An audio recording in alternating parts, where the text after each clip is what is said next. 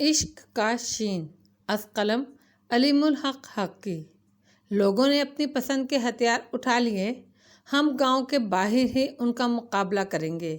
ٹھاکر نے اعلان کیا، تم سب وہاں پہنچ جاؤ، میں آتا ہوں۔ لیکن یہ کیسے ممکن ہے کہ میں لڑائی میں آپ کا ساتھ نہ دوں؟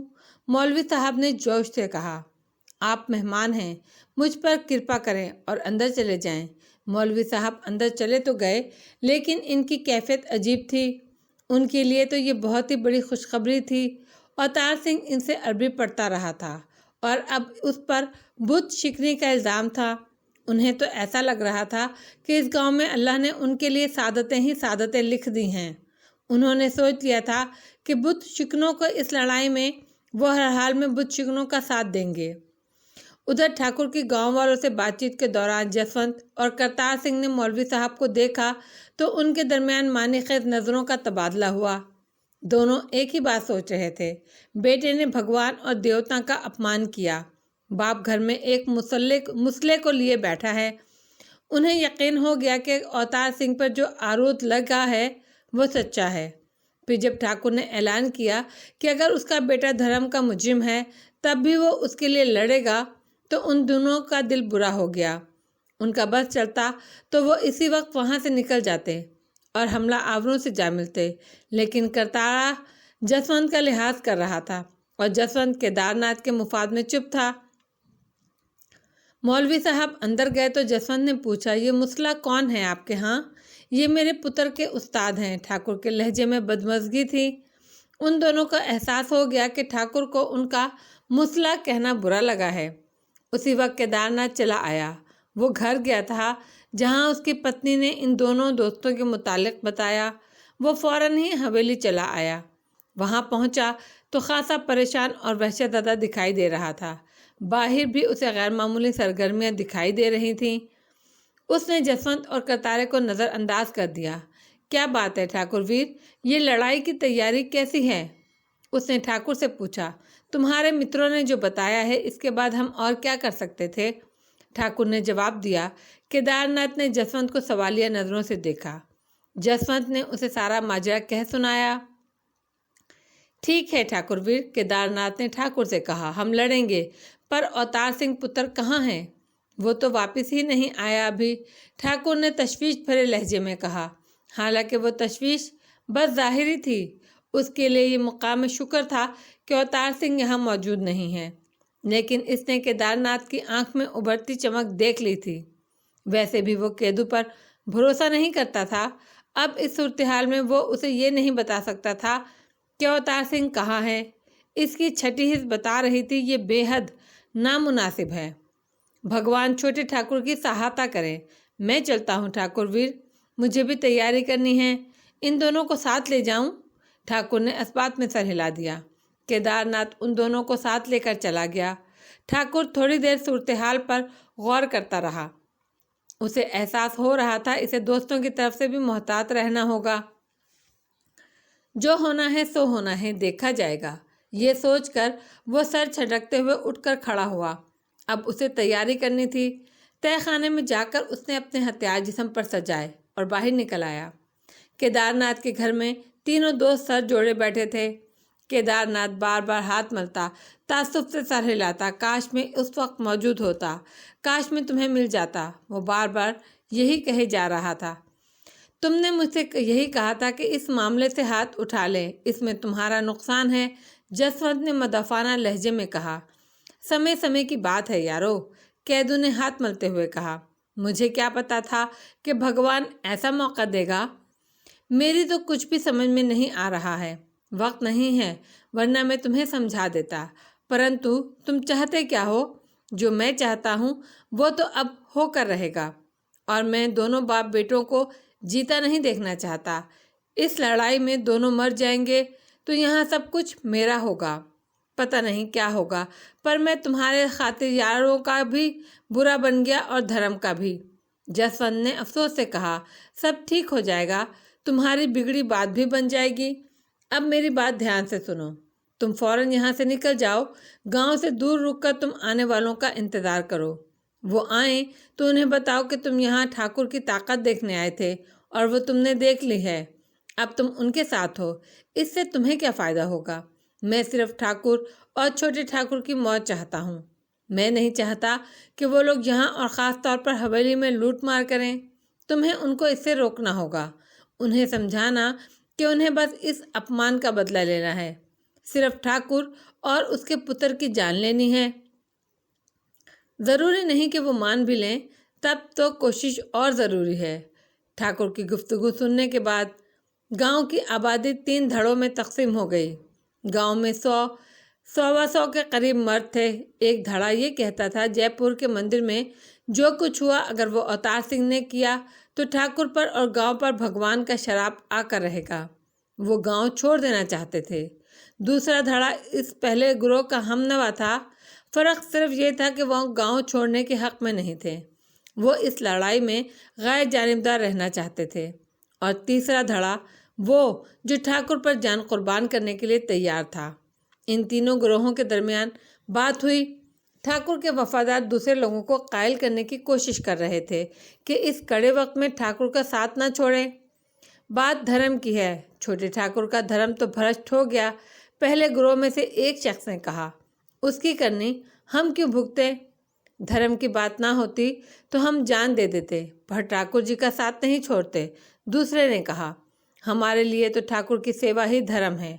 ठाकुर के वफादारों में से एक बोला, मफाहमत ना हुई तो ठाकुर के हथियार बंद वफादार ठाकुर की हिदायत पर गांव की सरहद की तरफ चल दिए। जमालदीन और विसालदीन उनके साथ थे। उनके जाने के बाद गांव में रहने के हामी लोगों में से एक ने पहले ग्रोह से पूछा, ये बताओ गांव छोड़कर जाओगे कहाँ? इस पर खामोशी छा गई। इस सवाल का कोई जवाब उनके पास नहीं था। ये तुम्हारे घर बार हैं, ज़मीनें हैं। दूसरे ने कहा, तुम जानते हो तुम्हें कहीं पनाह नहीं मिलेगी। सोचो, बाल बच्चों को लेकर कहाँ जाओगे? क्या करोगे? भूखे मर जाओगे। सच कहते हो, पर हम क्या करें? गांव मत छोड़ो। हमने फैसला किया है अपने घरों पर सफ़ेद झंडे लगा दे देंगे। लड़ाई होती है तो सफ़ेद झंडा किसी को नज़र नहीं आता। फिर ये तो धर्म की लड़ाई है। इस बात ने गांव में रहने वालों को हिला दिया। बात गलत नहीं थी। काफ़ी बहस के बाद ये तय पाया कि घरों पर सफ़ेद झंडे लहरा दिए जाएं, लेकिन लोग अपने बाल बच्चों को लेकर गांव से बाहर निकल जाएं। लड़ाई में अगर नुकसान हुआ तो सिर्फ घरों का होगा। लड़ाई ख़त्म होने के बाद वो वापस आ सकते हैं, आगे उनके नसीब। इस पर अमल शुरू हो गया। हथियारबंद ठाकुर गांव की सरहद पर पहुंचा तो लोगों ने ठाकुर की जय के नारे लगाए और उसका स्वागत किया। ठाकुर ने जायज़ा लिया तो उनकी तादाद 40 के लगभग होगी, जबकि कैदू के मित्रों का कहना था हमला आवर 100-150 से कम नहीं होंगे। ठाकुर परेशान हो गया। हमला आवर शहर से आ रहे थे। उसे यकीन था उनमें से बेशतर के पास आतिशी असला होगा, और यहाँ बेशतर लोग वो थे जो तमंचा या बंदूक चलाना भी नहीं जानते थे। तो ये थोड़े से लोग उन लोगों के सामने कितनी देर ठहरेंगे? ठाकुर मौत से नहीं डरता था, लेकिन ये जो उसके वफादार थे, जो उस पर जान निछावर करने चले आए थे, इनकी मौत, यकीनी मौत का ख्याल उसे परेशान कर रहा था। इससे बेहतर तो ये था कि वो अकेला लड़े और अकेला मरे, लेकिन वो जानता था वो उन्हें नहीं समझा सकता। फिर भी कोशिश तो करनी ही होगी। उसने उन्हें समझाने की कोशिश की, लेकिन नाकाम रहा। उनमें से कोई पीछे हटने पर आमादा नहीं था। अब ठाकुर को कुछ सोचना था। यहाँ खुले मैदान में वो 40 अफराद बआसानी से ख़त्म हो जाते। तादाद कम हो तो मुदाफाना जंग लड़नी पड़ती है। ऐसी जंग खुले मैदान में नहीं लड़ी जा सकती। हाँ, जंगल में कामयाब रहती है। अब यहाँ जंगल तो था नहीं, अलबत्ता बस्ती थी। मैं नहीं समझता यहाँ उनसे उलझना मुनासिब होगा। हवेली की तरफ चलो, ठाकुर ने फैसला सुनाया। हवेली पहुंचकर ठाकुर को जंगी हिकमत अमली पर गौर करना था। लड़ाई किस तरह लड़ी जाए कि जानी नुकसान कम से कम हो। हवेली का फाटक बंद कर दिया जाए। सुंदरदास ने तजवीज़ पेश की। नहीं, हम बुज़दिल नहीं हैं। ठाकुर ने फ़ौरन ही इसे रद्द कर दिया। उसी वक्त केदारनाथ भी आ गया। वो भी मुशावरत में शरीक हो गया। ठाकुर को सबसे ज़्यादा फिक्र उन लोगों की थी जो रिवायती हथियार से लड़ने वाले थे। वो इनके बचाव की तरकीब सोच रहा था। वहाँ उसे केदारनाथ को मिलाकर 17 आदमी ऐसे थे जो आतिशी असला इस्तेमाल करना जानते थे। तो ये एक सूरत थी कि वो 17 अफराद हवेली में बंद होकर फायरिंग करके हमला आवरों का मुकाबला करें। ये तय था कि खुले मैदान में होने की वजह से हमला आवरों को बहुत तेज़ी से जानी नुकसान उठाना पड़ेगा और इम्कान था कि लाशें देखकर वो भाग खड़े हों। लेकिन ये अंदाज ठाकुर के मिजाज के खिलाफ था। वो खुलकर लड़ने वाला आदमी था। उसके पास राजपूतों का रिवायती दिमाग था, मगर ये बात भी समझ में आ रही थी कि तलवार, लाठी और नेज़े वाले 25 अफराद की जान इस तरह बच सकती है, बशर्ते वो उन्हें लड़ाई से दस्तबरदार होने पर आमादा कर ले। उसने ये तजवीज़ पेश कर दी, ये लड़ाई सिर्फ उन लोगों को लड़ने दी जाए जो बंदूक और तमंचा चला सकते हैं। मैं भी यही सोच रहा था अंदाता, विक्रांत ने जल्दी से कहा। लेकिन जिन लोगों के तहफ़्फ़ुज़ की बात हो रही थी वो दस्तबरदार होने के लिए तैयार नहीं थे। हवेली में बंद होकर वो अज़ुए मुअत्तल बनकर रह जाते। ऐसा करते हैं ठाकुर जी कि आप बंदूक वालों को लेकर हवेली में चले जाएं। पहले हमें मुकाबला करने दें, जमालदीन ने कहा। अल्लाह ने चाहा तो हम उन्हें भगा देंगे। वो बहुत ज़्यादा होंगे जमालदीन। इससे कुछ फ़र्क नहीं पड़ता ठाकुर जी। हौसला तादाद से बड़ा होता है। बड़ा हो तो जीत जाते हैं। ये ठीक है मालिक, सुंदरदास ने कहा। और हम ख़त्म हो जाएं तो आप अंदर बंद होकर लड़ते रहें। ये ठाकुर को गवारा नहीं था, मगर दूर से नारों की करीब आती आवाज़ें सुनाई दी तो उन्होंने समझ लिया अब बहस का वक्त नहीं है, अमल का वक्त आन पहुंचा है। उसी वक्त मौलवी बरकत अली भी बाहर आ गए। जसवंत और करतारे के बाहर जाकर खड़े होने पर आने वालों का इंतज़ार कर रहे थे। थोड़ी देर बाद सामने से गर्द उड़ती दिखाई दी। फिर 2 ट्रक नमूदार हुए। वो करीब आए तो जसवंत ने हाथ उठाकर उन्हें रुकने का इशारा किया। दोनों ट्रक रुक गए। अगले ट्रक में ड्राइवर के साथ सूरज बैठा था। वो दरवाजे खोलकर नीचे उतरा। अकबे हिस्से रघुबीर और गोपाल को कूदकर आ गए। पिछले ट्रक से राजू भी उतर आया। तुम लोग यहाँ? सूरज ने हैरत से कहा। तुम्हें धर्म की लाज भी नहीं रही? रघुबीर के लहजे में मुलामत थी। तुम गलत समझ रहे हो, करतारे ने नर्म लहजे में कहा। हमने यहाँ आकर तुम्हारा काम आसान कर दिया है, ज़रा हमें भी समझाओ कैसे। देख, हमने केदारनाथ से बात की है। उसका कहना है अवतार सिंह को इस अपराध की सज़ा मिलनी ही चाहिए। इसके लिए हमें केदारनाथ के आशीर्वाद की ज़रूरत नहीं। इस दौरान ऊँटों पर मुसल्ला और सवार लोग भी आए और वहाँ रुककर उनकी बातें सुनने लगे। हमने ठाकुर प्रताप सिंह से बात की और इससे कहा कि वो अपने अपराधी बेटे को हमारे हवाले कर दे, परंतु उसने इनकार कर दिया। वो लड़ने को तैयार है तो हम भी यहाँ इसीलिए आए हैं, सूरज ने कहा। वो तुम्हारा यार केदारनाथ यहाँ नज़र नहीं आ रहा? रघुबीर ने चुपते लहजे में पूछा। वो ठाकुर के साथ है, लेकिन असल में वो हमारी तरफ है। वो मौका पाकर ठाकुर को ख़त्म करने की कोशिश करेगा। और तुम कह रहे थे तुमने यहाँ आकर हमारा काम आसान कर दिया है। हाँ, हम काम की जानकारी लेकर आए हैं। ठाकुर के साथ मुश्किल से 50 आदमी होंगे, लेकिन उसके पास असला बहुत है, तमंचों और बंदूकों की कमी नहीं। 50 आदमी बस, सूरज ने हक़ारत से कहा। और इधर देखो, हम 200-225 से ऊपर हैं। जसवंत ने जायज़ा लिया और सर हिलाते हुए बोला, नहीं दोस्तों, 200 तो नहीं लगते, और लोग गाड़ी से आ रहे हैं। तुम फिक्र मत करो, हम अच्छी तरह से बदला लेंगे। ये बात हो ही रही थी कि गाड़ी से आने वाली टोलियां भी आती नजर आईं। करतारे ने कहा, ज़रा अलग तो चलो, कुछ बात करनी है। चारों दोस्त उसके साथ अकेले में चल दिए। कहो क्या बात है? सूरज ने कहा। बात यह है, कैदू की जान खतरे में नहीं पड़नी चाहिए। जसवंत के लहजे में तशवीश थी। उसे वहाँ रुकना ही नहीं चाहिए था। सूरज बोला, अब ये इतने लोग उसे पहचानते तो नहीं है ना? कैदू ने कहा है, ठाकुर को ख़त्म करते ही वो बजरंग बली का नारा लगाएगा, तब लड़ाई ख़त्म कर दी जाए। रघुबीर ने जसवंत को गौर से देखा। साफ साफ कहो, क्या कहना चाहते हो? जसवंत हिचकिचा रहा था। हवेली में लूट मार नहीं होनी चाहिए। अब इतने लोगों पर तो हमारा जोर नहीं चल सकता। सूरज ने बेबसी से कहा। फिर भी मैं कोशिश करूंगा। ये बताओ, वो लड़का अवतार सिंह कहाँ है? ठाकुर कहता है वो अभी तक वापस नहीं आया है। तब तो कुछ नहीं हो सकता। ये लोग उसे तलाश करने के लिए हवेली में ज़रूर घुसेंगे, इन्हें नहीं रोका जा सकता। जसवंत जानता था सूरज ठीक कह रहा है। इस पहलू से तो उन्होंने सोचा ही नहीं था। हमला कब करोगे? अभी। अभी आने वालों का इंतज़ार करना है। मैं पूरी ताकत से एक बार हमला करना चाहता हूँ। दूर से आने वालों की एक और टोली आती नजर आ रही थी। देखते ही देखते फाटक के बाहर 2 ट्रक आकर रुके और मुसल्लह लोग ट्रकों से कूदकर उतरने लगे। उनमें वो दोनों भी थे जिन्होंने ठाकुर को आकर खबरदार किया था। वो आगे आए और उन्होंने पुकार कर कहा, ठाकुर प्रताप सिंह, हम तुमसे मुतालबा करते हैं कि अपने अपराधी पुत्र को हमारे हवाले कर दो। ये झगड़ा यहीं ख़त्म हो जाएगा। मैं तुम्हें पहले ही बता चुका हूँ, ठाकुर ने पुरसकून लहजे में कहा, कि जान दे देंगे पर आन का सौदा नहीं करेंगे। जो कह दिया वो पत्थर पर लकीर है। फिर तुम्हें भी कोई नहीं बचा सकता। हवेली के अहाते में ठाकुर के जानसारों ने देखा कि ऊँटों पर सवार और पैदल लोग अलग आ रहे हैं।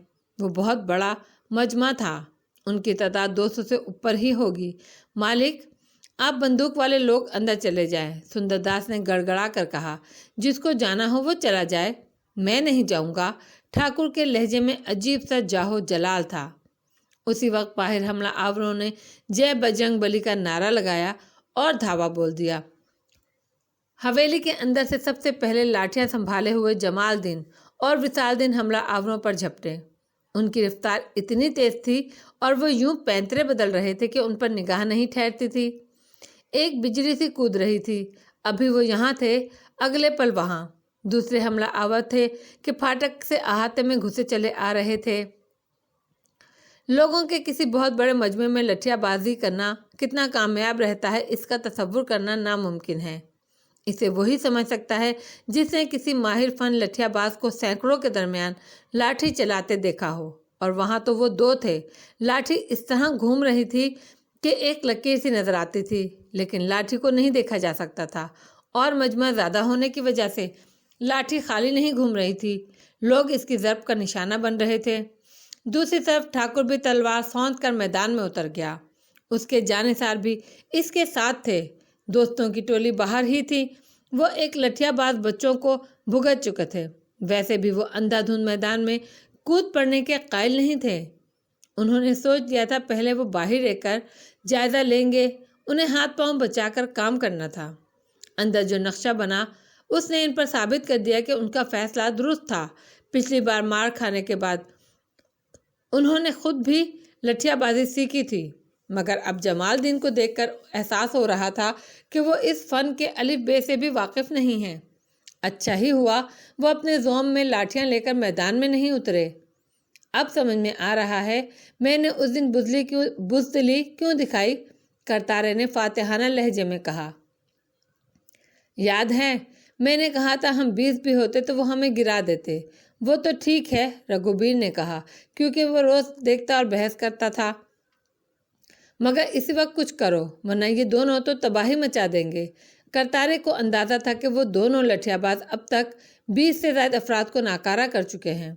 चंद लम्हे सोचने के बाद उसने कहा, बस एक ही सूरत है, बंदूक से इन्हें निशाना बनाने की कोशिश करो। उनमें सिर्फ गोपाल ही ऐसा था जिसके पास तमांचा था। उसने निशाना लेने की कोशिश की, लेकिन वो तो छलावा बने हुए थे। गोली ऐसी मुतहरक हदफ का क्या बिगाड़ सकती है। उल्टा उनके 3 आदमी निशाना बन गए। क्या कर रहे हो तुम? तो अपनों ही की जान ले रहे हो, करतारे ने झुंझुला कर कहा। मैं गोली चलाता हूँ, मगर इससे पहले ही वो जगह छोड़ चुके होते हैं। लड़का इतना तेज नहीं है, उसका निशाना लो, जसवंत ने मशवरा दिया। इस चक्कर में इनके 2 आदमी और काम आ गए। वापस बुला लो लोगों को, करतारे ने कहा। हमें खूब सोच समझकर अगला कदम उठाना है। सूरज ने आसमान की तरफ देखा। तेजी से अंधेरा हो रहा था। उसने हमला आवरों को पुकारा, वापस आ जाओ। लेकिन पसपा होकर बाहर आते आते उनके 6-7 आदमी और काम आ गए। लड़ाई रुक गई। ठाकुर ने जायजा लिया। अहाते में इंसानी जिस्मों का ढेर था। उनमें अपने पराये को तो फिर भी शनाख्त किया जा सकता था, लेकिन जिंदा और मुर्दे को पहचानना ज़रा मुश्किल था। बहरहाल इसके लिए ये मरहला इतना मुश्किल नहीं था। उसने अपने साथियों को गिना और उसे अंदाज़ा हो गया उसके 14 साथी कम हो चुके थे। اب ان میں کتنے زندہ تھے یہ نہیں کہا جا سکتا تھا، اس کے لیے احاطے میں پڑے لوگوں کو ٹٹولنا پڑتا۔ فی الحال یہ ممکن نہیں تھا۔ دشمن پسپا ضرور ہو گیا تھا لیکن پھاٹک کے باہر موجود تھا اور ان کے پاس آتشی اسلحہ بھی تھا۔ مگر ایک بات بے حد حوصلہ افزا تھی، احاطہ میں پڑے لوگوں میں اگر 14 اس کے ساتھی تھے تو دشمنوں کی تعداد 60 سے کم نہیں تھی۔ ٹھاکر نے دیکھا تھا اور جانتا تھا کہ جمال الدین اور وصال الدین نے دشمنوں کو بہت بھاری نقصان پہنچایا ہے۔ سورج غروب ہو چکا تھا اور اندھیرا بہت پھیل رہا تھا۔ مالک، آپ اندر بند ہو کر لڑنا ہمارے لیے بہتر رہے گا، وکرانت نے ٹھاکر سے کہا۔ بات ٹھاکر کی سمجھ میں آ رہی تھی، اندھیرے میں فائرنگ ہوتی تو نقصان میں وہی لوگ رہتے، لیکن ٹھاکر کا دل نہیں مان رہا تھا۔ ایسے میں جمال الدین نے آہستہ سے کہا، ٹھاکر جی، ہمیں اپنے زخمیوں کی فکر کرنی چاہیے۔ ٹھاکر نے سر گھما کر اسے دیکھا، وہ کچھ مضطرب اور اداس نظر آ رہا تھا۔ ٹھاکر کو اچانک ہی وصال الدین کا خیال آیا۔ وصال الدین کہاں ہے؟ اس نے تڑپ کر پوچھا۔ وہ تو یہاں نہیں ہے ٹھاکر جی۔ تو کیا؟ ٹھاکر سے جملہ پورا نہیں ہو پایا۔ جمال الدین نے کچھ نہیں کہا، صرف اسبات میں سر ہلایا۔ تو چلو دیکھتے ہیں، کوئی زخمی لیتے اسے لے آئیں گے۔ نہیں ٹھاکر جی، ایسے میں تو وہ آسانی سے ہمیں نشانہ بنا لیں گے، وکرانت بولا۔ تو کیا اپنے زخمیوں کو ایسے ہی چھوڑ دیں؟ ٹھاکر نے جھنجھلا کر کہا۔ وکرانت ٹھیک کہہ رہا ہے ٹھاکر جی، جمال الدین نے آہستہ سے کہا۔ یہ اکیلے آدمی کا کام ہے، میں کالی چادر اوڑھ کر احتیاط سے جاؤں گا، انہیں اندھیرے میں پتہ بھی نہیں چلے گا۔ اور ٹھاکر جی، یہ بھی ٹھیک ہے کہ جب ہم بند ہو کر لڑنا پڑے گا، پر میں وہاں کسی کام نہیں آ سکوں گا، اس لیے مجھے اپنے حصے کا کام باہر ہی کرنے دیں۔ وہ پہلا موقع تھا کہ ٹھاکر نے جمال الدین کو اتنا بولتے سنا تھا۔ وہ سمجھ رہا تھا وہ کیا کہہ رہا ہے۔ جمال الدین بند ہو کر لڑنے سے پہلے ہی خود کو ٹھاکر پر قربان کر دینا چاہتا تھا۔ جمال الدین باہر والوں پر ٹوٹ پڑنا چاہتا تھا۔ وہ جانتا تھا وہ مر جائے گا لیکن 10-20 آدمی ضرور گرائے گا۔ اسی لمحے ٹھاکر کو پوری طرح اندازہ ہوا کہ وہ جمال الدین سے کتنی محبت کرتا ہے۔ اس نے جمال الدین کا ہاتھ تھام لیا۔ نہیں جمال الدین، میں تمہیں اکیلے نہیں جانے دوں گا، ہم ساتھ لڑیں گے، ساتھ مریں گے۔ آج تو وفاداری کا حق ادا کرنے کا موقع ملا ہے ٹھاکر جی، مجھے نہ روکیں، جمال الدین نے کہا۔ اس وقت اپنی لاشیں دیکھ کر ان کے حوصلے پست ہو رہے ہوں گے۔ انشاءاللہ میں انہیں بھاری نقصان پہنچاؤں گا، پھر ممکن ہے وہ بھاگ کھڑے ہوں۔ جمال الدین ٹھیک کہہ رہا ہے مالک، سندر داس نے تائید کی۔ میں اس کے ساتھ جاؤں گا، مجھے بھی حویلی میں بند ہو کر کسی کام کا نہیں رہنا۔ جمال الدین نے نرمی سے اپنا ہاتھ چھڑایا اور ٹھاکر سے بولا، بس کالی چادریں منگوا دیں۔ ٹھاکر ہچکچا رہا تھا مگر بہرحال اندر گیا، 2 کالی چادریں لے آیا۔ وہ جمال الدین کو اکیلے نہیں بھیجنا چاہتا تھا۔ جمال الدین اور سندر داس نے چادروں میں خود کو لپیٹا، ٹھاکر کے ہاتھ چومے۔ ہمیں آشیرواد دیں ٹھاکر جی، سندر داس نے کہا۔ خدا حافظ جمال الدین، ٹھاکر نے زیر لب کہا۔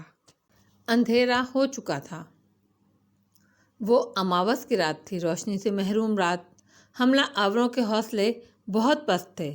اصل میں وہ کوئی منظم گروپ تو تھا نہیں، وہ محض افراد تھے جو قیادت اور منصوبہ بندی سے محروم تھے۔ سورج کی پکار پر وہ احاطے سے باہر آنے کے بعد اندر کا منظر دیکھا تو ڈر گئے۔ احاطہ لاشوں سے بھرا پڑا تھا اور اب 1 گھنٹے بعد اندھیرے میں انہیں لاشیں اور زیادہ نظر آ رہی تھیں۔ ان میں بیشتر خوف زدہ تھے۔ ہم نے اندھا دھند یلغار کر کے غلطی کی، سورج کہہ رہا تھا۔ تو یہ بات تمہیں پہلے کہنی چاہیے تھی، ایک سرما نے جھنجھلا کر کہا۔ دیکھ لو ہمارے کتنے لوگ مارے گئے اور تم لوگ خود تو اندر گئے ہی نہیں، ایک اور نے للکارا، اسی لیے زندہ ہیں۔ جسونت نے کہا، لڑائی دماغ سے لڑی جاتی ہے، ایک دوسرے سے مت لڑو، یہ سوچو اب کیا کرنا ہے۔ کسی نے کہا، ہمیں سب سے زیادہ نقصان لٹھیا بازوں سے پہنچا ہے۔ سورج نے کہا، وہ سامنے آئے تو دور دور سے ہٹنے کی کوشش کرو، اس طرح بندوق یا تمانچے والا کوئی انہیں آسانی سے نشانہ بنا سکے گا۔ دوسری بات یہ ہے کہ جن لوگوں کے پاس بندوقیں اور تمانچے ہیں وہ ایک جگہ ہو جائیں اور ایک جگہ رہیں، انہیں پھاٹک کے پاس رہنا چاہیے۔ ابھی تھوڑی دیر بعد ہم اندر گھسیں گے تو یہ لوگ سب سے آگے ہوں گے۔ اندر اب تھوڑے ہی لوگ ہیں، انہیں ایک ایک کر کے نشانہ بنانا ہوگا، تب جیت ہماری ہوگی۔ اس کا مثبت رد عمل ہوا۔ بندوقوں اور تمنچوں والے لوگ آگے آئے اور پھاٹک کے پاس جمع ہو گئے، لیکن منفی رد عمل بھی کم نہیں تھا۔ روایتی ہتھیاروں والے لوگ پہلے ہی لاٹھی چلانے والوں سے خوف زدہ تھے۔ انہوں نے اپنے بے شمار لوگوں کو گرتے دیکھا تھا۔ سورج کی بات سن کر ان کا خوف اور بڑھ گیا۔ وہ مارنے کے لیے آئے تھے، لیکن مرنے کا ان کا کوئی ارادہ نہیں تھا۔ ان میں سے بیشتر جی چھوڑ چکے تھے۔ اب انہیں پیچھے ہٹنے کا موقع ملا تو انہوں نے سمجھ لیا کہ وہ یہاں سے نکل سکتے ہیں۔ اندھیرا ان کے لیے پردے کا کام کر رہا تھا۔ وہ لوگ ایک ایک دو دو کر کے پیچھے کھسکتے رہے۔ ان کی تعداد کم ہوتی رہی۔ وہ خود کو ہلکان کیے بیٹھے تھے اور انہیں بھاگتے دیکھ کر متزلزل ہو گئے، اور وہ بھی نکل بھاگنے کی سوچنے لگے۔ 6 دوستوں کی ٹولی اب پیچھے نہیں ہٹ سکتی تھی۔ انہیں پتہ بھی نہیں چلا کہ پیچھے کیا ہو رہا ہے۔ وہ دونوں متحرک سایوں کی طرح نظر آ رہے تھے۔ پھر وہ اندھیرے میں مدغم ہو گئے۔ ٹھاکر آنکھیں پھاڑ پھاڑ کر انہیں دیکھنے کی کوشش کر رہا تھا۔ وہ جھک کر بھاگتے ہوئے احاطے میں آگے بڑھے، پھر وہ کسی لاش سے ٹکرائے۔ انہوں نے سمجھ لیا اب انہیں سینے کے بل رینگنا ہوگا۔ سینے کے بل رینگتے ہوئے وہ آگے بڑھے۔ ابتدا میں جو لاشیں انہیں ملی وہ انہیں نہیں پہچان سکے۔ یہ اسی بات کا ثبوت تھا کہ وہ دشمنوں کی لاشیں ہیں۔ پھر جمال الدین کو ایک شناسا چہرہ نظر آیا، خون میں نہایا ہوا۔ وہ رنویر تھا۔ جمال الدین نے اسے ٹٹول کر دیکھا، وہ مر چکا تھا۔ جیسے جیسے وہ آگے بڑھے جمال الدین کا دل ڈوبنے لگا۔ بات پوری طرح سمجھ میں آ رہی تھی۔ اسے یقین ہو گیا کہ احاطے میں کوئی زخمی نہیں ملے گا۔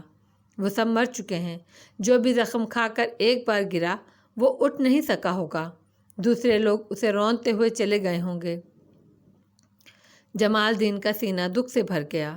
تو میرا وصال دن اب اس دنیا میں نہیں ہے۔ عمر بھر کی کمائی لٹ گئی۔ وہ بیٹا جس کے بارے میں وہ سوچتا تھا کہ وہ اس کی نسل کو آگے بڑھائے گا، وہ مر گیا تو اب کیا بچا؟ کچھ بھی نہیں۔ پھر اس دکھ سے طمانینت کی ایک لہر اٹھی۔ اس کا دل شکر سے بھر گیا۔ اللہ نے عزت کی موت عطا کی ہے اس کے بیٹے کو۔ وہ ایک بت شکن کے دشمن مشرکوں سے لڑتے ہوئے مرا ہے۔ اللہ کی مرضی ہوئی تو اسے شہید کا رتبہ ملے گا۔ اور یہی نہیں، اس نے جان دے کر حق کے نمک بھی ادا کر دیا۔ اچانک اسے وصال دن نظر آیا۔ اس کا چہرہ حیرت انگیز طور پر روشن تھا اور اس کے سینے میں ایک نیزہ پیوست تھا۔ ایک لمحے کو اسے لگا وصال دن سانس لے رہا ہے۔ اس نے اس کی نفس ٹٹولی، سینے پر ہاتھ رکھ کر دیکھا، مگر وہاں سناٹے کے سوا کچھ بھی نہیں تھا۔ جمال الدین نے جھک کر بڑی محبت سے اس کی پیشانی چوم لی۔ مجھے تم پر فخر ہے میرے بیٹے، وہ بڑبڑایا۔ اگلے ہی لمحے اس کے سینے میں آگ سی دہک اٹھی۔ اب میری باری ہے، میں بھی آ رہا ہوں بیٹا، اس نے سرگوشی میں بیٹے سے کہا۔ جب وہ چلا تو اسے افسوس تھا کہ وہ لاٹھی چھوڑ کر جا رہا ہے، لیکن مجبوری تھی۔ لاٹھی اس کی راہ کی رکاوٹ بن جاتی۔ وہ جس طرح بڑھتا وہ لاٹھی لے کر نہیں چل سکتا تھا۔ یہ بات نہیں کہ وہ موت سے ڈرتا تھا، بلکہ وہ تو مرنے کا مصمم ارادہ لے کر چلا تھا۔ بات اتنی تھی کہ وہ زیادہ سے زیادہ مشرکوں کو مار کر مرنا چاہتا تھا۔ اسے یہ گوارا نہیں تھا کہ زخمیوں کی تلاش کے دوران کوئی گولی بغیر لڑے اسے زندگی سے محروم کر دے، مگر اب وہ سوچ رہا تھا کہ اللہ جو کرتا ہے بہتر کرتا ہے۔ اچھا ہی ہوا وہ لاٹھی لے کر نہیں آیا۔ اب جو وہ زندہ بھی ہے، اسے لاٹھی بھی مل گئی ہے۔ اس نیزے سے بہتر کون سا ہتھیار ہو سکتا ہے جو اس کے بیٹے کے خون میں بھیگا ہو؟ وہ اسی نیزے سے دشمنوں کو مارے گا، اپنے بیٹے کے خون کے ایک ایک قطرے کا حساب لے گا۔ اس نے سر اٹھا کر دیکھا۔ حویلی کے پھاٹک کے بہت قریب تھا وہ۔ اب احتیاط کی کوئی ضرورت نہیں تھی۔ وہ سیدھا کھڑا ہوا، وصال دن کے سینے سے نیزہ نکالنے لگا۔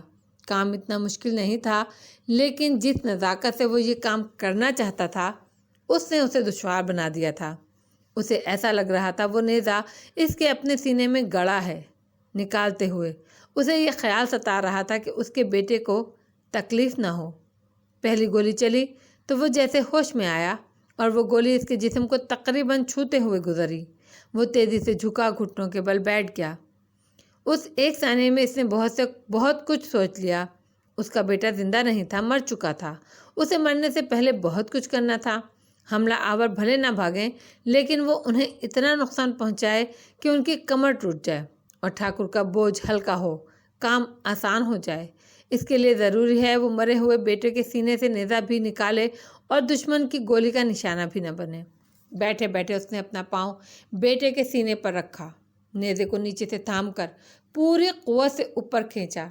नेज़ा निकला तो वो खुद को संभाल न सका और एक तरफ लड़क गया। इसी लड़खने ने उसे बचा लिया, वरना वो गोली उसको ज़रूर लगती। चंद लम्हे वो साकत पड़ा रहा, फिर नेज़े को आगे की तरफ सिरकाते हुए वो सीने के बल आगे बढ़ने लगा। साथ ही उसने सिमत भी तब्दील कर ली। कुछ आगे जाकर उसने चादर का बोझ उतारा। अब अगले मरहले में वो उसके लिए रुकावट साबित हो सकती थी। फिर वो खड़ा हुआ, उसने नेज़े को लाठी के अंदाज में पकड़ा और उसे घुमा कर देखा। उस लम्हे एक गोली चली और वो बाल बाल बचा। उसने बुलंद आवाज़ में नारा तकबीर बुलंद किया, अल्लाह व अकबर, और फिर वो नेज़े को लाठी की तरह घुमाता, पैंतरे बदलता फाटक की तरफ भागा। अब उसकी रफ्तार ऐसी थी कि उसके जिस्म को देखा ही नहीं जा सकता था। इस रफ्तार से तो वो कभी हरकत में आया ही नहीं था। रोशनी की लकीर बना वो फाटक से निकल आया। गोपाल फाटक पर जमा तमाचा बरदारों की क़यादत कर रहा था। वो हमला करने के लिए तैयार थे। तय ये पाया था कि वो लोग आगे होंगे और रिवायती हथियार वाले पीछे। अब सूरज की आवाज़ के मुंतज़िर थे। दूसरी तरफ सूरज और उसके दोस्त अक़ब की सूरत हाल देख कर भौंच कर रह गए। साफ नज़र आ रहा था कि उनके साथी बड़ी तादाद में चुपके से मैदान छोड़ गए हैं। हमें फ़ौरन हमला करना होगा, करतार सिंह ने कहा, वरना यहाँ सिर्फ हम ही रह जाएंगे। कायर कहीं के, सूरज के लहजे में हक़ारत थी। ये वो वक्त था कि फाटक के करीब खड़े एक बंदूक बरादर ने अहाते में तहरीक महसूस की। वो तहरीक भी बराए नाम थी, क्योंकि जिस शख्स को वो देख रहा था वो तो जैसे अंधेरे में लिपटा हुआ था। वो देखो, बंदूक बरदार ने गोपाल से कहा। गोपाल ने अहाते की तरफ देखा और अंदाजे से गोली चलाई। तहरीक उस पार नीचे की सिमत थी। गोपाल ने दूसरी गोली चलाई। बंदूक बरदार ने भी गोली चलाने को अपना हक समझा। आखिर तहरीक को पहली बार उसने देखा था। अब अंदर फिर सकूत और अंधेरा था। उसी जगह को जहन में रखते हुए फायर करते रहो, गोपाल ने हिदायत की। उन्होंने चंद फायर किए, लेकिन जवाब में कोई चीख नहीं सुनाई दी। वो रुक गए। फिर अचानक दिलों पर हैबत तारी करने वाला नारा बुलंद हुआ। उसके साथ ही एक साया पूरे कद से उठकर खड़ा हुआ। उसके हाथ में लाठी थी जिसे वो घुमा रहा था। फिर लाठी की गर्दिश की रफ्तार तेज़ हो गई, यहाँ तक क्या वो नज़र नहीं आ रही थी। नारे की हैबत ने उन्हें शल कर दिया था।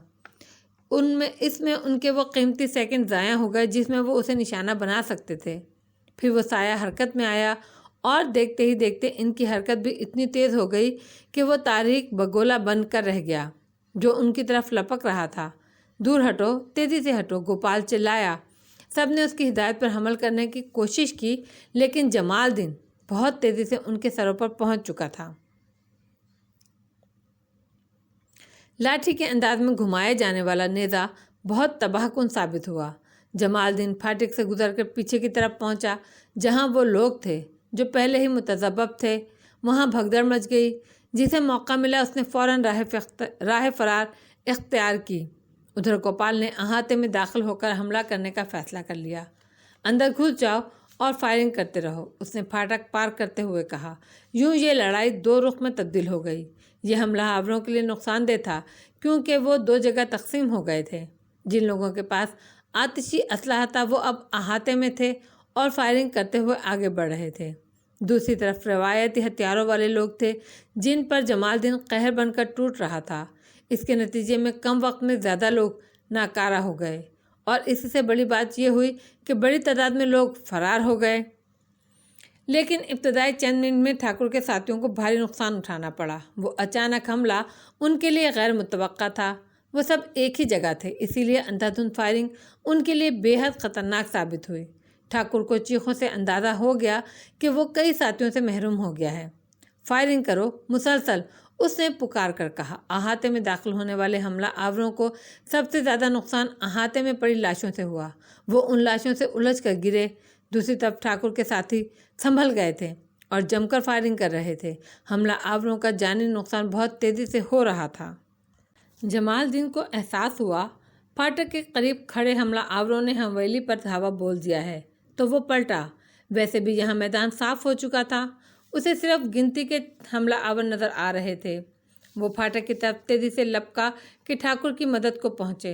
अचानक वो एक लाश से उलझ कर गिरा। करीब ही गिरे हुए एक जख्मी हमला आवर ने हाथ में थामा हुआ खंजर तेजी से इसके सीने में घोंप दिया। बाहर अब केदारनाथ के दोस्तों के सिवा कोई नहीं रहा था। बाकी सब लोग राह फरार इख्तियार कर चुके थे। उन्होंने जमालदीन को गिरते देखा तो इसकी तरफ झपटे। राजू ने नेज़ा जमालदीन के सीने में उतार दिया। मरते वक्त जमालदीन के दिल में सुकून और होंठों पर कलमा था। जमालदीन को दम तोड़ते देखकर उन्होंने सुकून का सांस लिया और इधर उधर देखा। वहाँ अब सिर्फ वो तीन थे, राजू, करतारा और सूरज। सब भाग गए। सूरज ने नफरत में बुझे लहजे में कहा। जसवंत और रघुवीर भी नजर नहीं आ रहे। राजू बोला, वो काय नहीं हैं, काम आ गए होंगे। करतारे ने तड़प कर कहा। अब करना क्या है? राजू जो सूरज की तरफ मुड़ा। अंदर चलो अपने साथियों के पास। वो तीनों फाटक पर पहुंचे और अंदर दाखिल हुए। दो तरफा फायरिंग हो रही थी। कभी कभी कोई चीख सुनाई देती, कभी दूर की और कभी नज़दीक की। नज़दीक की चीख बताती थी कि इनका कोई साथी कम हुआ, जबकि दूर की चीख उनके लिए एक दुश्मन के कम होने की नवीद थी। वो 10 कदम ही बड़े होंगे कि सूरज चीख मारकर ढेर हो गया। उसके सीने से खून का फवारा बुलंद हुआ। लो, सूरज भी गया। राजू ने उदास लहजे में कहा। ठाकुर जी, मैं फायरिंग कर रहा हूँ, आप अंदर चले जाएं। विक्रांत ने कहा। मैं यहीं ठीक हूँ मालिक। अब हम सिर्फ 3 रह गए हैं, आप, मैं और रंजीत। ठाकुर ने पहली बार सर घुमाकर देखा। विक्रांत ठीक कह रहा था, लेकिन दुश्मनों की फायरिंग में भी अब जोर नहीं था। इससे लगता था कि उनकी तादाद भी बहुत कम रह गई है। ठीक है, तुम लोग भी अंदर चलो। बाहर अब सफ़ेद शहर नमूदार हो रही थी। उनके लिए बाहर रहना अब खतरनाक साबित हो सकता था। दुश्मन भी उन्हें अब साय की तरह नजर आ रहे थे। उनकी तादाद 10-12 के लगभग होगी। पहले ठाकुर अंदर गया, फिर रंजीत और आखिर में विक्रांत। अंदर रोशनी हो रही थी। केदारनाथ और मौलवी बरकत वहाँ मौजूद थे। मैं दरवाज़ा संभालता हूँ अंदाता, विक्रांत ने कहा। आप और रंजीत खिड़की की ओट में रहकर फायरिंग करें। हम उन्हें एक एक करके मार गिराएंगे। ठाकुर वीर, बाकी सब लोग कहाँ हैं? केदारनाथ ने पूछा। बस हम ही बचे हैं, ठाकुर ने कहा, लेकिन दुश्मन भी ज़्यादा नहीं हैं। रंजीत ने एक खिड़की संभाल ली और विक्रांत दरवाजे से फायरिंग कर रहा था।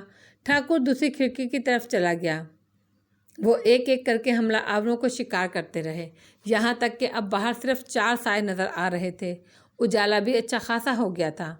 इस सूरत हाल ने विक्रांत का एतमाद बढ़ा दिया। वो गैर महतात होकर दरवाजे से निकला।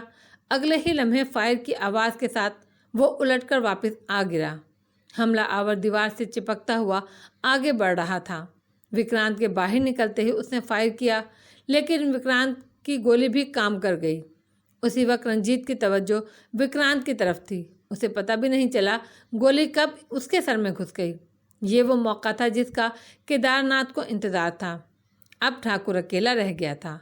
अब सिर्फ एक लम्हे की बात थी। इसके बाद केदारनाथ का बरसों का ख्वाब पूरा हो जाता। उसने जेब से तमांचा निकाला। ठाकुर खिड़की की ओट में बाहर देख रहा था। फिर उसने एक फायर किया। बाहर से एक करीहा चीख और किसी के गिरने के आवाज़ सुनाई दी। अब सिर्फ 2 हमला आवर जिंदा थे। केदारनाथ ने तमांचा सीधा किया, ठाकुर के सर का निशाना लिया। ये वो लम्हा था जब मौलवी बरकत अली ने उसे देखा। वो केदारनाथ से काफ़ी दूर थे और गोली चलने से पहले उस तक नहीं पहुंच सकते थे। ताहम वो उस तरफ झपटे और साथ ही उन्होंने चीख कर कहा, ठाकुर जी, अक़ब में दोस्तों से होशियार ठाकुर जी। ठाकुर उनकी चीख सुनकर पलटा। इस पलटने ने उसे बचा लिया। वो सीधा हुआ। गोली उसके सर के बजाय बाएं कंधे के नीचे सीने के ऊपरी हिस्से में लगी। इस दौरान मौलवी साहब केदारनाथ तक पहुंच चुके थे। केदारनाथ ने तेज़ी से रुख तब्दील किया और मौलवी साहब पर बहुत ही करीब से फायर किया। इस दौरान ठाकुर केदारनाथ पर गोली चलाने में कामयाब हो गया। केदारनाथ गिरने से पहले ही ख़त्म हो चुका था। मौलवी साहब करीब ही गिरे हुए थे। ठाकुर उनकी तरफ बढ़ा। मौलवी साहब, इतने कम वक्त में आपने कितने एहसान कर दिए हैं मुझ पर। वो उनके पास बैठते हुए बोला। एहसान कैसा ठाकुर जी? मौलवी साहब ने अटक अटक कर कहा। मेरे नसीब में ये सआदतें लिखी थीं। मुझे तो अफसोस है आपको बचा नहीं सका। दरवाजे पर आहट सी महसूस करके ठाकुर तेजी से घूमा। اور اس نے فائر بھی کر دیا۔ اس بار گرنے والا کیدار ناتھ کے ان 2 دوستوں میں سے ایک تھا جنہوں نے آ کر اس حملے سے خبردار کیا تھا۔ ٹھاکر نے پلٹ کر دیکھا تو مولوی صاحب دم توڑ چکے تھے۔ خود ان کا یہ حال تھا کہ اس کے زخم سے مسلسل خون بہہ رہا تھا۔ اس نے ایک گہری سانس لی اور دروازے کے عین سامنے دیوار سے ٹیک لگا کر بیٹھ گیا۔ اس کے ذہن میں صرف 2 باتیں تھیں۔ ایک تو یہ کہ باہر ایک حملہ آور ابھی موجود ہے، اسے ٹھکانے لگانا ہے۔ دوسری ایک خواہش تھی کم از کم اپنے بیٹے کے آنے تک وہ زندہ رہے، اور اس کے لیے وہ دعا ہی کر سکتا تھا۔ طلوع آفتاب کا وقت تو ابھی دور تھا، لیکن صبح ہو رہی تھی۔ خون بہنے کی وجہ سے ٹھاکر کو شدید کمزوری ہو رہی تھی۔ اس پر غشی کی کیفیت طاری ہونے لگی تو وہ ہاتھ سے اپنے سینے کے زخم کو دبوچ لیتا۔ تکلیف اسے ہوش میں لے آتی۔ وہ نہیں چاہتا تھا آخری حملہ آور آئے تو وہ غشی میں ہو اور حملہ آور کا نشانہ بن جائے۔ وہ تمانچہ تھامے اس آخری حملہ آور کا منتظر تھا۔ دن چڑھ چکا تھا۔ گاؤں کے وہ لوگ جنہوں نے لڑائی میں حصہ نہیں لیا تھا صحرا میں فاتح حملہ آوروں کی واپسی کے منتظر تھے۔ انہیں واپس جاتا دیکھتے تو وہ گاؤں واپس چلے جاتے۔ بہت دیر ہو گئی ہے، اب تک تو انہیں آ جانا چاہیے تھا، رمیش نے کہا۔ وہ لوگ لوٹ مار کر رہے ہوں گے، ہردیال بولا۔ ایسا تو نہیں ہے کہ وہ سب ختم ہو گئے ہوں، پوار نے کہا۔ کیا بات کرتے ہو، سینکڑوں تھے، یشونت نے تڑپ کر کہا۔ وہ یہاں موجود لوگوں میں سب سے زیادہ با اثر تھا۔ پر اپنے ٹھاکر جی تو شیر ہیں شیر، پوار کے لہجے میں ستائش تھی۔ کچھ بھی ہو، اب ہمیں گاؤں جانا ہی ہوگا، یشونت نے کہا۔ ٹھاکر جی کو کیا منہ دکھائیں گے، راجو بولا۔ بہت سے لوگ شرمندہ نظر آنے لگے۔ سچ ہے، ہم نے بہت برا کیا، بہت سی آوازیں ابھریں۔ برا ہم نے نہیں کیا، چھوٹے ٹھاکر نے کیا ہے، یشونت نے بھڑکتے لہجے میں کہا۔ ٹھاکر اور چھوٹا ٹھاکر بھگوان کے دوشی ہیں، انہوں نے مندر کا اپمان کیا، شرم انہیں آنی چاہیے۔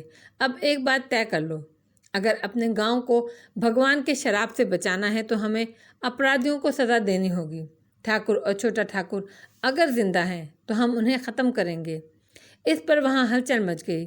ٹھاکر کی تو سب عزت کرتے تھے، وہ تو ٹھاکر کا ساتھ نہ دینے پر شرمندہ ہو رہے تھے۔ اتنے بڑے اقدام کی ٹھاکر کے خلاف بغاوت کی تائید کیسے کر سکتے تھے؟ لیکن ان کے دلوں میں یہ خوف بہرحال تھا کہ اوتار سنگھ نے بہت برا کیا ہے اور اس پر بھگوان کا شراب آ کر رہے گا۔ وہ 2 دلی کا شکار ہو رہے تھے۔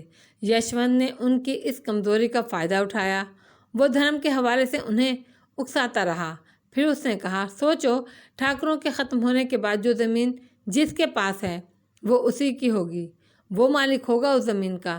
زمین کا خواب بہت بڑا تھا، سب کی وفاداریاں ڈول گئیں اور ٹھاکر دھرم کا شروع ہی سے کچا تھا۔ یشونت نے نفرت بھرے لہجے میں کہا، سوچو، ہم سب سے زیادہ وہ اس مصلح جمال دین کی عزت کرتا تھا، اسے برابری کا درجہ دیتا تھا، اس کے بیٹے کو تو یہ سب کچھ کرنا ہی تھا۔ خاصی بحث و تمہیز کے بعد بالآخر سب قائل ہو ہی گئے۔ یشونت جانتا تھا کہ ان میں سے بہت سے ٹھاکر کے خلاف ہتھیار نہیں اٹھائیں گے، لیکن کچھ لوگ تو اس کا ساتھ بہرحال دیں گے۔ اسے یقین تھا اول تو ٹھاکر زندہ ہی نہیں ہوگا، اور ہوا بھی تو اس کے ساتھ 2-4 لوگ ہی ہوں گے۔ وہ گاؤں کی طرف چلنے کا ارادہ ہی کر رہے تھے کہ رمیش نے کہا، میرا خیال ہے سمے نکل چکا ہے، اب تو بھگوان کا شراب ہی جھیلنا ہوگا۔ کیا مطلب؟ یشونت نے پوچھا۔ آسمان کو دیکھو۔ انہوں نے دیکھا آسمان سرخ ہو رہا تھا، ہوا ساکت تھی۔ میرے پتا جی نے جو نشانیاں بتائی تھیں ان کے مطابق یہ سرخ آندھی ہے، اب کچھ بھی نہیں رہے گا، سب ختم ہو جائے گا۔ رمیش کی آواز لرز رہی تھی۔ چلو گاؤں کی طرف چلو، اپنے گھروں تک تو پہنچو اور موقع ملے تو ٹھاکر کو ختم کر دو، شراب ٹل جائے گا۔ وہ گاؤں کی طرف چل دیے۔ اوتار سنگھ کندھے سے بیگ لٹکائے تیز قدموں سے بڑھ رہا تھا۔ اسے پریشانی بھی تھی اور تشویش بھی کہ گاؤں کے باہر زمینوں پر کوئی کام کرتا نظر نہیں آ رہا تھا۔ یہ ایک غیر معمولی بات تھی۔ وہ گاؤں کی حدود میں داخل ہوا تو اس کی تشویش اور بڑھ گئی۔ وہاں ہر طرف سناٹا تھا، زندگی کے آثار ہی نہیں تھے۔ پھر اس کی نظر فضا میں چکراتی ہوئی چیلوں پر پڑی، اور وہ جگہ وہ تھی جہاں اس کے اندازے کے مطابق حویلی تھی۔ اوتار سنگھ کا دل چاہ رہا تھا پہلے اماں کے پاس جائے، انہیں وہ چادر دے جو وہ ان کے لیے جے پور سے لایا تھا، لیکن گاؤں میں قدم رکھتے ہی اس کا دل اندیشوں سے بوجھل ہو گیا تھا۔ کوئی نامعلوم حس उसे बता रही थी कि गांव में कोई बहुत बड़ी गड़बड़ है। इस एहसास के साथ उसके कदम तेज हो गए। उसका रुख हवेली की तरफ था। हवेली नजर आई तो उसका दिल गोया उछल कर हलक में आ गया। फाटक के सामने लाशें ही लाशें थे। अब वहाँ तकरीबन वो भाग रहा था, लाशों को फलांगते हुए। वो उन्हें देखकर पहचानने की कोशिश भी कर रहा था, लेकिन वो सब उसके लिए अजनबी थे। फिर उसे उनमें एक जानी पहचानी लाश नजर आई, सुंदरदास की लाश। वो फाटक से गुजरा, अहाते में लाशों से भरा पड़ा था। अब भागना मुमकिन नहीं था। लाशों के इस ढेर में उसे शनासा चेहरे भी नजर आ रहे थे। फिर एक लाश देखकर वो तड़प उठा। उसके हलक से चीख निकल गई, वीर जी, वीर जी। वो घुटनों के बल बैठ गया। वीर जी, वो उसे हिला रहा था, लेकिन विशाल दिन के सीने में बहुत गहरा जख्म था। खून अब जमकर स्याह हो चुका था। ये जानने के लिए कि वो मर चुका है उसे टटोलने की जरूरत नहीं थी। लगता था वक्त ठहर गया है। वो विशाल दिन का सर अपने जानों पर रखे बैठा था। उसका दिमाग साएं साएं कर रहा था, आंखों से आंसू बह रहे थे। ये क्या हो गया वीर जी, ये क्या हो गया? वो बुड़बुड़ा रहा था और उसे इसका एहसास भी नहीं था। फिर एक चील नीचे आकर झपटी तो वो चौंका। उसने निहायत नरमी और आहिस्तगी से विशाल दिन का सर जमीन पर रखा। उठकर खड़ा हुआ। उसकी समझ में आ गया था कि वो वीर जी की कोई मदद नहीं कर सकता। उसे जल्द अज जल्द दूसरों की खबर लेनी है। संभल संभल कर कदम उठाते उसे कई जाने पहचाने चेहरे नजर आए। वो सब मर चुके थे। उनमें चाचा जमालदीन भी था। वो आगे बढ़ गया। वो हवेली के अंदर की सूरत-ए-हाल जानने के लिए बेताब हो रहा था। हवेली का सदर दरवाज़ा खुला था। ऐन दरवाजे पर अंदर की जानिब 2 लाशें पड़ी थीं। वो उन्हें नहीं जानता था, लेकिन अंदर के मंदिर ने उसे हिलाकर रख दिया। सामने दीवार से टिक कर पिताजी बैठे थे। उनके सामने खून का छोटा सा तालाब था। उनके करीब ही मौलवी बरकत अली और चाचा केदारनाथ थे। वो दोनों मर चुके थे। चंद लम्हे वो साकित खड़ा वो मंदिर देखता रहा। उस वक्त बस एक ही बात अच्छी लग रही थी, पिताजी जिंदा थे। उनके सीने का ज़ेरो बम उनकी ज़िंदगी का सबूत था। उनकी आंखें मुंधी हुई थीं और वो गशी की हालत में थे। पिताजी, पिताजी, उसने उन्हें पुकारा। अपनी आवाज़ खुद भी उसे अजनबी लगी। ठाकुर ने चौंक कर आंखें खोल दी। उसके होंठ लर्जे, लेकिन कोई आवाज़ नहीं निकली। अवतार सिंह ने चौंक कर आंखें खोल दी। उसके होंठ लर्ज रहे थे। अवतार सिंह ने अपना बैग एक तरफ रखा और उसकी तरफ लपका। ठाकुर बहुत ज़्यादा खून बह जाने की वजह से नीम जान हो रहा था। उसने हाथ उठाए, बाहें फैलाईं, लेकिन अगले ही लम्हे उसके दोनों हाथ बेजान होकर पहलू से जा मिले। अवतार सिंह ने उसे लिपटा लिया। ये सब क्या हो गया पिताजी? ठाकुर के होंठ हिले, कमज़ोर सी आवाज़ उभरी। लफ्ज़ भी टूट टूट कर अदा हो रहे थे। वो जयपुर वाले। अवतार सिंह की बात समझने के लिए किसी दानिश की ज़रूरत नहीं थी। वो सब समझ गया था। आप ठीक हो जाएंगे पिताजी।